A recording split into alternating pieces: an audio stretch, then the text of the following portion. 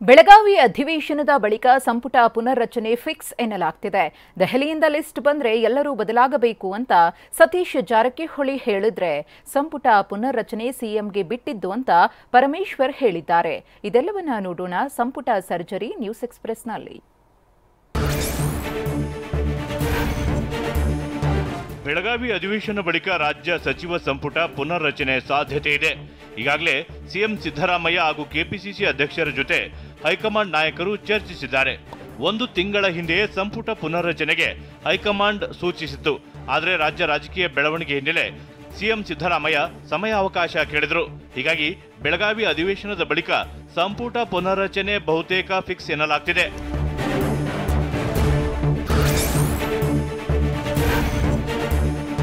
ಸಚಿವ ಸಂಪುಟ ಪುನರ್ರಚನೆ ಬಗ್ಗೆ ಡಿಸಿಎಂ ಡಿಕೆ ಸುಳಿವು ವಿಚಾರಕ್ಕೆ ಸಚಿವ ಸತೀಶ್ ಜಾರಕಿಹೊಳಿ ಪ್ರತಿಕ್ರಿಯಿಸಿದ್ದು, ಕೆಲವರ ಖಾತೆ ಬದಲಾವಣೆ ಮಾಡಬೇಕು ಎಂಬ ಚರ್ಚೆ ಇದೆ.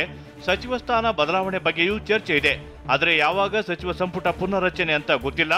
ದೆಹಲಿಯಿಂದ ಲಿಸ್ಟ್ ಬಂದ್ರೆ ಎಲ್ಲರೂ ಬದಲಾಗಬೇಕು ಅಂತಂದ್ರು. ಸುದ್ದಿ ಇದೆ, ಮಾಡ್ತಾರಂತ, ಯಾವಾಗ ಮಾಡ್ತಾರ ಗೊತ್ತಿಲ್ಲ, ಒಟ್ಟು ಮಾಡ್ತಾರೋ ಸುದ್ದಿ ಇದೆ. ಮಾಡಬೇಕು, ಕೆಲವ್ರನ್ನ ಬದಲಾವಣೆ ಮಾಡಬೇಕು, ಖಾತೆ ಬದಲಾವಣೆ ಮಾಡೋದು ಚರ್ಚೆ ನಡೀತಾ ಇದೆ. ಅದು ಯಾವಾಗ ಆಯ್ತು ಅಂತ ಗೊತ್ತಿಲ್ಲ. ಅದು ಡೆಲ್ಲಿಯಿಂದ ಲಿಸ್ಟ್ ಬಂದರೆ ಮುಗಿದೋದ್ ಕತೆ. ಮನೆ ಖಾಲಿ ಮಾಡ್ಕೊಂಡು ಹೋಗೋದಷ್ಟೇ. ಡೆಲ್ಲಿನ ಫೈನಲ್. ಸಚಿವ ಸಂಪುಟ ಪುನರ್ರಚನೆ ಬಗ್ಗೆ ಡಿಸಿಎಂ ಸುಳಿವು ವಿಚಾರಕ್ಕೆ ಗೃಹ ಸಚಿವ ಪರಮೇಶ್ವರ್ ಪ್ರತಿಕ್ರಿಯಿಸಿದ್ದಾರೆ. ಈ ಬಗ್ಗೆ ಮಾತನಾಡಿದ ಪರಂ, ಸಚಿವ ಸಂಪುಟ ಪುನರ್ರಚನೆ ಮುಖ್ಯಮಂತ್ರಿಗೆ ಬಿಟ್ಟ ವಿಚಾರ. ಸಂಪುಟದ ಪುನರ್ರಚನೆ ಬಗ್ಗೆ ಹೈಕಮಾಂಡ್ ಜೊತೆ ಚರ್ಚಿಸುತ್ತಾರೆ. ಹೆಚ್ಚಿನ ಮಾಹಿತಿ ನನಗೆ ಗೊತ್ತಿಲ್ಲ ಅಂತಂದ್ರು. ಮುಖ್ಯಮಂತ್ರಿಗಳು ಸಂಪುಟ ಪುನರ್ರಚನೆ ವಿಚಾರದಲ್ಲಿ ಇದು ಅವರಿಗೆ ಬಿಟ್ಟಿರುವಂಥದ್ದು. ಅವರು ಪ್ರದೇಶ ಕಾಂಗ್ರೆಸ್ ಸಮಿತಿ ಅಧ್ಯಕ್ಷರನ್ನು ಕನ್ಸಲ್ಟ್ ಮಾಡಿಕೊಂಡು ಮಾಡ್ತಕ್ಕಂಥ ಪದ್ಧತಿ. ಅವರಿಬ್ಬರು ಯಾವ ತೀರ್ಮಾನಗಳು ತಗೊಳ್ತಾರೆ ನಮ್ಗೆ ಗೊತ್ತಿಲ್ಲ. ಹೈಕಮಾಂಡ್ನವ್ರ ಜೊತೆ ಚರ್ಚೆ ಮಾಡಿ ಮಾಡಬೇಕು. ಒಂದೆರಡು ಗ್ಯಾರಂಟಿ ನಿಲ್ಲಿಸಬೇಕೆಂದು ಗವಿಯಪ್ಪ ಹೇಳಿಕೆಗೆ ಗೃಹ ಸಚಿವ ಪರಮೇಶ್ವರ್ ಪ್ರತಿಕ್ರಿಯಿಸಿದ್ದು, ಅವರವರ ಅಭಿಪ್ರಾಯ ಹೇಳ್ತಾರೆ. ಗ್ಯಾರಂಟಿ ಬಗ್ಗೆ ರಾಜ್ಯ ಸರ್ಕಾರ ಪಕ್ಷ ನಿರ್ಧಾರ ತೆಗೆದುಕೊಂಡಿದೆ. ಗ್ಯಾರಂಟಿ ಯೋಜನೆ ನಂಬಿಕೊಂಡೇ ಜನ ನಮಗೆ ಮತ ಹಾಕಿದ್ದಾರೆ. ಅನುದಾನಕ್ಕೆ ಯಾವುದೇ ತೊಂದರೆ ಆಗಲ್ಲ ಅಂತಂದ್ರು. ಎಲ್ಲ ಕೊಡ್ತಾ ಇದೆ, ಏನು ಕಾರ್ಯಕ್ರಮಗಳು ಆಗ್ತಾ ಇಲ್ವಾ? ಕಾರ್ಯಕ್ರಮಗಳು ಯಾವುದೂ ನಿಂತಿಲ್ಲ. ಸ್ವಲ್ಪ ನಿಧಾನ ಆಗಿರ್ಬೋದು, ಯಾಕೆಂದರೆ ರೀಅಡ್ಜಸ್ಟ್ಮೆಂಟ್ ಮಾಡ್ಕೋಬೇಕಾಗಿತ್ತು. ಲಕ್ಷಾಂತರ ಕೋಟಿ ರೂಪಾಯಿ ಬಿಲ್ಗಳನ್ನ ಹಾಗೆ ಬಿಟ್ಟು ಹೋಗಿದ್ರು ಹಿಂದಿನ ಸರ್ಕಾರದವರು. ಅದನ್ನೆಲ್ಲ ಬರೆಸಿದ್ದೇವೆ ನಾವು. ಅವರ ಅಭಿಪ್ರಾಯಗಳನ್ನು ಹೇಳ್ತಾರೆ. ಒಟ್ಟಾರೆ ಪಕ್ಷ ತೀರ್ಮಾನ ತಗೊಂಡಿದೆ, ಸರ್ಕಾರ ತೀರ್ಮಾನ ತಗೊಂಡಿದೆ. ಯಾರಿಗೂ ಗೊತ್ತಿಲ್ಲದೆ ಏನು ಕದ್ದು ಮುಚ್ಚಿ ತಗೊಂಡಿರೋ ತೀರ್ಮಾನ ಅಲ್ಲ ಇದು. ಕಾನ್ಷಿಯಸ್ಲಿ ನಾವು ತೀರ್ಮಾನ ತಗೊಂಡಿದ್ದೀವಿ. ಚುನಾವಣೆಗೆ ಮೊದಲೇ ನಾವು ಪ್ರಣಾಳಿಕೆಯಲ್ಲಿ ಹೇಳಿದ್ದೇವೆ. ರಾಜ್ಯದಲ್ಲಿ ಯಾವುದೇ ಗ್ಯಾರಂಟಿ ನಿಲ್ಲಲ್ಲ ಅಂತ ಕಾಂಗ್ರೆಸ್ ಶಾಸಕ ಪ್ರಸಾದ್ ಅಬ್ಬಯ್ಯ ಹೇಳಿದ್ದಾರೆ. ಈ ಬಗ್ಗೆ ಪ್ರತಿಕ್ರಿಯಿಸಿದ ಪ್ರಸಾದ್ ಅಬ್ಬಯ್ಯ, ನನಗೆ 5 ವರ್ಷದ ಅನುದಾನ ಒಂದೇ ವರ್ಷದಲ್ಲಿ ಬಂದಿದೆ. ಗ್ಯಾರಂಟಿ ನಿಲ್ಲಿಸುತ್ತಾರೆಂದು ಬಿಜೆಪಿಯವರು ಬೊಬ್ಬೆ ಹಾಕ್ತಿದ್ದಾರೆ ಅಂತ ಕಿಡಿಕಾರಿದ್ದಾರೆ. ಇಲ್ಲಿವರೆಗೂ ಯಾವುದೂ ಸ್ಕೀಮ್ ನಿಲ್ಲೇ ಇಲ್ಲಲ್ಲ, ಸತತವಾಗಿ ಕೊಡ್ತಾ ಇದ್ದೀವಿ. ಅನುದಾನದ ಕೊರತೆ ಏನೂ ಇಲ್ಲ. ಅವರು ಆ ರೀತಿ ಬಿಂಬಿಸ್ತಾ ಇದ್ದಾರೆ ನೋಡ್ರಿ. ಆ ರೀತಿ ಯಾವುದೂ ಕೊರತೆ ಆಗಿಲ್ಲ. ನಮ್ಮ ಹಿಂದೆ ಅವ್ರು ಏನು 4 ವರ್ಷದಲ್ಲಿ ಏನು ಅನುದಾನ ನಮಗೆ ಕೊಟ್ಟಿದ್ರು, ಅದು ಒಂದೇ ವರ್ಷದಲ್ಲಿ ನಾನು ಪಡ್ಕೊಂಡಿನಿ ನಮ್ಮ ಕ್ಷೇತ್ರಕ್ಕೆ. ಮತ್ತು ಎಲ್ಲಿ ಅನುದಾನ ಕಡಿಮೆ ಆಗ್ತೈತಿ? ಆಡಳಿತ ಪಕ್ಷದ ಶಾಸಕರೇ ಗ್ಯಾರಂಟಿ ವಿರೋಧ ಮಾಡುತ್ತಿದ್ದಾರೆ ಅಂತ ಜೆಡಿಎಲ್ಪಿ ನಾಯಕ ಸುರೇಶ್ ಬಾಬು ಹೇಳಿದ್ದಾರೆ. ಈ ಬಗ್ಗೆ ಪ್ರತಿಕ್ರಿಯಿಸಿದ ಸುರೇಶ್ ಬಾಬು, ಚುನಾವಣೆ ಬಂದಾಗ ಮಾತ್ರ ಅನುದಾನ ಬಿಡುಗಡೆ ಮಾಡ್ತಾರೆ ಅಂತ ವಾಗ್ದಾಳಿ ನಡೆಸಿದ್ದಾರೆ. ಚುನಾವಣೆ ಸಂದರ್ಭಗಳಲ್ಲಿ ಇವರು ಬಾಗಿಗಳ ಹಣವನ್ನು ಹಾಕ್ತಕ್ಕಂಥದ್ದು ಮತ್ತು ಡೈರಿಯ ಒಂದು ಅನುದಾನಗಳನ್ನ ಹಾಕ್ತಕ್ಕಂಥದ್ದು ಮಾಡಿ ಇವರು ಮನಸ್ಸು ಗೆಲ್ಲಲಿಕ್ಕೆ ಚುನಾವಣೆ ಪ್ರವೃತ್ತಿಗೋಸ್ಕರ ಇವರು ಬಾಗಿಗಳನ್ನ ನೀಡ್ತಾ ಇರ್ತಕ್ಕಂಥದ್ದು ನಾವು ನೋಡಿದಾಗ ಖಂಡಿತ ಎಲ್ಲೋ ಒಂದು ಕಡೆ ಚುನಾವಣಾ ಆಯೋಗ ಇದೆಲ್ಲದಕ್ಕೂ ಕೂಡ ಒಂದು ಕಡಿವಾಣ ಹಾಕಬೇಕಾಗ್ತದೆ. ಮುಸ್ಲಿಮರಿಗೆ ಮತದಾನದ ಹಕ್ಕು ಇಲ್ಲದಂತೆ ಮಾಡಬೇಕೆಂಬ ಚಂದ್ರಶೇಖರ ಸ್ವಾಮೀಜಿ ಹೇಳಿಕೆಗೆ ಡಿಸಿಎಂ ಡಿಕೆ ಖಂಡನೆ ವ್ಯಕ್ತಪಡಿಸಿದ್ದಾರೆ. ಸ್ವಾಮೀಜಿಗಳು ರಾಜಕೀಯದಿಂದ ದೂರ ಇದ್ರೆ ಬಹಳ ಒಳ್ಳೆಯದು. ನಮ್ಮ ಸಂವಿಧಾನ ಎಲ್ಲರಿಗೂ ಮತದಾನದ ಹಕ್ಕು ಕೊಟ್ಟಿದೆ. ಶ್ರೀಗಳಿಗೆ ಮನವಿ ಮಾಡುವೆ, ವಿವಾದಾತ್ಮಕ ಹೇಳಿಕೆ ನೀಡಬೇಡಿ, ಅಶಾಂತಿ ಸೃಷ್ಟಿಸಬೇಡಿ ಅಂತಂದ್ರು. ಸ್ವಾಮೀಜಿಯವರೆಲ್ಲ ಈ ಮತದಾನ ರಾಜಕಾರಣ ಎಲ್ಲ ದೂರ ಇದ್ರೆ ಬಹಳ ಒಳ್ಳೆಯದು. ಇದು ಹಕ್ಕು ಎಲ್ಲರಿಗೂ ಬಂದಿರೋಂಥ.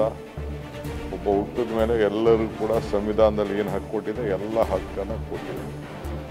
ದಯವಿಟ್ಟು ಇಂಥ ಕಾಂಟ್ರವರ್ಸಿ ಸ್ಟೇಟ್ಮೆಂಟ್ ಮಾಡಿ ಈ ದೇಶದಲ್ಲಿ ಅಶಾಂತಿ ಮೂಡಿಸಲಿಕ್ಕೆ ಯಾರು ಪ್ರಯತ್ನ ಮಾಡಬಾರ್ದು. ಚಂದ್ರಶೇಖರ ಶ್ರೀ ಸರಿಯಾಗಿ ನೋಡಿಕೊಂಡಿಲ್ಲ ಅನಿಸುತ್ತೆ ಅಂತ ಗೃಹ ಸಚಿವ ಜಿ ಪರಮೇಶ್ವರ್ ಹೇಳಿದ್ದಾರೆ. ಈ ಬಗ್ಗೆ ಮಾತನಾಡಿದ ಪರಂ, ಪ್ರತಿಯೊಂದು ಸಮುದಾಯಗಳಿಗೆ ಸಮಾನ ಅವಕಾಶ, ಹಕ್ಕು ಇದೆ, ಯಾರು ವಿರೋಧವಾಗಿ ಮಾತನಾಡಬಾರದು ಅಂದ್ರು. ಅದಕ್ಕೆ ವ್ಯತಿರಿಕ್ತವಾಗಿ ನಾವು ಮಾತನಾಡ್ತಕ್ಕಂಥದ್ದಾಗಲಿ ಅಥವಾ ಕ್ರಮ ಮಾಡ್ತಕ್ಕಂಥದ್ದಾಗಲಿ ಸಾಧು ಅಲ್ಲ. ಆದ್ದರಿಂದ ಸಂವಿಧಾನದ ಆಶಯಗಳಿಗೆ ವಿರುದ್ಧವಾಗಿ ಯಾರೂ ಕೂಡ ಈ ದೇಶದಲ್ಲಿ ಮಾತನಾಡಬಾರ್ದು, ಅದರ ವಿರುದ್ಧವಾಗಿ ಹೋಗಬಾರ್ದು. ಮುಸ್ಲಿಮರಿಗೆ ಮತದಾನದ ಹಕ್ಕು ರದ್ದುಪಡಿಸಿ ಎಂಬ ತಮ್ಮ ಹೇಳಿಕೆಗೆ ಚಂದ್ರಶೇಖರನಾಥ ಸ್ವಾಮೀಜಿ ವಿಷಾದ ವ್ಯಕ್ತಪಡಿಸಿದ್ದಾರೆ. ಬಾಯ್ತಪ್ಪಿ ನೀಡಿದ ಹೇಳಿಕೆಗೆ ವಿಷಾದ ವ್ಯಕ್ತಪಡಿಸುತ್ತೇವೆ, ವಿಷಯ ಬೆಳೆಸದೆ ಇಲ್ಲಿಗೆ ಮುಗಿಸಬೇಕೆಂದು ಮನವಿ ಮಾಡುತ್ತೇವೆ ಎಂದಿದ್ದಾರೆ. ಆ ಹೇಳಿಕೆ ನಾವು ಅದನ್ನು ರೈತರಿಗೆ ಅನ್ಯಾಯ ಆಗ್ತಾ ಇದೆ ಅನ್ನೋ ದೃಷ್ಟಿಯಿಂದ ಕೊಟ್ಟಿದ್ದೀವಿ, ಅದನ್ನು ಅಷ್ಟಕ್ಕೆ ಬಿಟ್ಬಿಟ್ರೆ ಒಳ್ಳೆಯದು. ಹುಡಾದಲ್ಲಿ ಅಕ್ರಮ ಆರೋಪ ಪ್ರಕರಣದ ತನಿಖೆ ಚುರುಕುಗೊಂಡಿದೆ. ಈ ಮಧ್ಯೆ ಸಿಎಂ ಪತ್ನಿ ಸೇರಿ 12 ಜನರ ವಿರುದ್ಧ ಕೇಸ್ ದಾಖಲಾಗಿದೆ. ಈ ಸುದ್ದಿಗಳನ್ನು ನೋಡೋಣ ಪಾಲಿಟ್ರಿಕ್ಸ್ ನ್ಯೂಸ್ ಎಕ್ಸ್‌ಪ್ರೆಸ್ನಲ್ಲಿ. ಮುಡಾ ಹಗರಣದ ತನಿಖೆ ಚುರುಕುಗೊಂಡಿದೆ. ಒಂದ್ ಕಡೆ ಲೋಕಾಯುಕ್ತ ಪೊಲೀಸರು ಬಹುತೇಕ ತನಿಖೆ ಪೂರ್ಣಗೊಳಿಸಿದ್ದಾರೆ, ಮತ್ತೊಂದೆಡೆ ಇಡಿ ಅಧಿಕಾರಿಗಳು ಹಗರಣದ ಜಾಲ ಭೇದಿಸುತ್ತಿದ್ದಾರೆ. ಈ ಮಧ್ಯೆ ಪ್ರಕರಣದ A4 ದೇವರಾಜು ಅಣ್ಣನ ಮಗಳು ಜಮುನಾ ಅನ್ನೋರು ದೂರು ದಾಖಲಿಸಿದ್ದಾರೆ. ಸಿಎಂ ಪತ್ನಿ ಪಾರ್ವತಿ ಮತ್ತು ಬಾಮೈದ ಮಲ್ಲಿಕಾರ್ಜುನ ಸೇರಿ 12 ಜನರ ವಿರುದ್ಧ ಕೇಸ್ ದಾಖಲಾಗಿದೆ. ನಮ್ಮ ತಾತನಿಂದ ನಮ್ಮ ತಂದೆಗೆ ಸಿಕ್ಕಿರೋದು, ನಮ್ಮ ತಂದೆ ಅವ್ರಿಗೆ ಕೊಡ್ಸಿದ್ರು, ಅದನ್ನು ನಮ್ಮ ಗಮನಕ್ಕೆ ಕೊಟ್ಟಿಲ್ಲ. ಇವರು ನಮ್ಮ ಚಿಕ್ಕಪ್ಪ ನಮಗೆ ಗಮನಕ್ಕೆ ತಂದಿಲ್ಲ. ಜೊತೆಗೆ ತಾಯಿನ ಮತ್ತು ತಮ್ಮನ್ನ ಕರ್ಕೊಂಡೋಗಿ ಭಾಗ ಕೊಡ್ತೀನಿ ಅಂತೇಳಿ ಸೈನ್ ಮಾಡಿಸ್ಕೊಂಡ್ಬಿಟ್ಟಿದ್ದಾರೆ. ಅದೂ ನಮಗೆ ಗೊತ್ತಿಲ್ಲ. ಖಾತೆ ಮಾಡಿಕೊಡ್ತೀನಿ ಅಂತ ಹೇಳ್ಕೊಂಡು ಕರ್ಕೊಂಡೋಗಿ ಸೈನ್ ಮಾಡಿಸ್ಬಿಟ್ಟಿದ್ದಾರೆ. ಕೆಸರೆ ಗ್ರಾಮದ ಸರ್ವೆ ನಂಬರ್ 464ರಲ್ಲಿ 3.16 ಎಕರೆ ಭೂಮಿ ಸಂಬಂಧ ಕೋರ್ಟ್ನಲ್ಲಿ ಕೇಸ್ ದಾಖಲಾಗಿದೆ. ಕಳೆದ ಅಕ್ಟೋಬರ್ 23ರಂದು ಮೈಸೂರಿನ 7ನೇ ಜೆಎಂಎಫ್ಸಿ ಕೋರ್ಟ್ನಲ್ಲಿ ದಾವೆ ಹೂಡಿದ್ದಾರೆ. ಅಕ್ಟೋಬರ್ 24ರಂದು ವಿಚಾರಣೆ ನಡೆಸಿದ ಕೋರ್ಟ್ ಜನವರಿ 10ಕ್ಕೆ ಮತ್ತೆ ವಿಚಾರಣೆಗೆ ಸಮಯ ನಿಗದಿಪಡಿಸಿದೆ. ತಮ್ಮ ಗಮನಕ್ಕೆ ತರದೆ ಭೂಮಿ ಮಾರಾಟವಾಗಿದೆ ಅಂತ ಜಮುನಾ ಆರೋಪಿಸಿದ್ದಾರೆ. ತಂದೆಯವರು ಅವರ ಅಣ್ಣ ತಮ್ಮಂಗೆ ಡಿವೈಡ್ ಮಾಡಿ ಉಳಿಕೆನ ಇಟ್ಟಿದ್ದು, ಅದರಲ್ಲಿ ನಮಗೆ ಈ ದೇವರಾಜ್ ಅವರು ಕೊಟ್ಟದ್ರಲ್ಲಿ ಸಮಪಾಲ್ ಉಳಿಕೆ ನಮಗೆ ಬರಬೇಕು. ಹೌದು, ಅದರಲ್ಲಿ ನಮಗೆ ಬರಬೇಕು. ಅವ್ರು ತಗೊಂಡು ನಮಗೆ ಉಳಿಕೆ ಕೊಟ್ಬಿಡ್ಲಿ. ಮುಡಾದಲ್ಲಿ ಕೋಟ್ಯಾಂತರ ರೂಪಾಯಿ ಅಕ್ರಮ ಆರೋಪಕ್ಕೆ ಸಂಬಂಧಿಸಿ ಆರ್ಟಿಐ ಕಾರ್ಯಕರ್ತ ಗಂಗರಾಜುಗೆ ವಿಚಾರಣೆಗೆ ಹಾಜರಾಗುವಂತೆ ಇಡಿ ನೋಟಿಸ್ ನೀಡಿತ್ತು. ಈ ಹಿನ್ನೆಲೆ ಬೆಂಗಳೂರಿನ ಶಾಂತಿನಗರದಲ್ಲಿರುವ ಇಡಿ ಕಚೇರಿಗೆ ಆಗಮಿಸಿದ ಗಂಗರಾಜು ತಮ್ಮ ಜೊತೆಗೆ ಬ್ಯಾಗ್ನಲ್ಲೇ ದಾಖಲೆ ತಂದರು.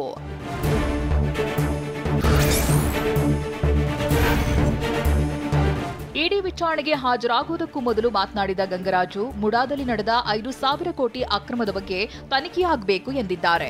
ಹಾಗೆಯೇ ಸರ್ಚ್ ವಾರೆಂಟ್ ಬಗ್ಗೆ ಲೋಕ ಡಿವೈಎಸ್ಪಿ ಮಾಲ್ತೇಶ್ರಿಂದ ಮಾಹಿತಿ ಸೋರಿಕೆಯಾಗಿದೆ, ಇದಕ್ಕಾಗಿ 8 ಕೋಟಿ ಡೀಲ್ ಆಗಿದೆ ಅಂತ ಬಾಂಬ್ ಸಿಡಿಸಿದ್ದಾರೆ. ಮಾಲ್ತೇಶ್ ಅವರು ಮುಡಾ ಅಧಿಕಾರಿಗಳು ಡಿವೈಎಸ್ಪಿ ಆಗಿದ್ದಾರೆ.